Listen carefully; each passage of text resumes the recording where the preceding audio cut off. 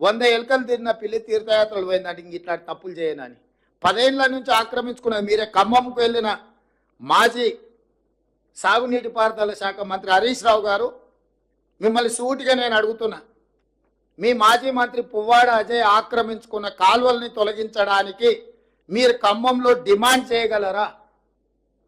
నేను మీ దగ్గరికి అధికారులను పంపిస్తాను. ఎందుకంటే మీరు గతంలో చెరువులకు సంబంధించిన minor irrigation and major irrigation మినిస్టర్గా మీరు పనిచేసినారు.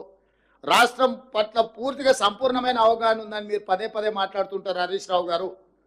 పువ్వాడ అజయ్ ఆక్రమించుకున్న కాలువలను తొలగించడానికి మీరు చిత్తశుద్ధితోని మీరు సహకరిస్తారా? ఈ ఒక్క ప్రశ్నకు సమాధానం చెప్పిన తర్వాత ఇక ప్రభుత్వం ఈ వర్షంలో బాధ్యతాయుతంగా వ్యవహరించిందా వ్యవహరించలేదా ప్రజలు తెలుస్తారు. మేము బాధ్యతాయుతంగా వ్యవహరించకపోతే ప్రజల దగ్గరికి మేము వెళ్ళగలిగే వాళ్ళం కాదు.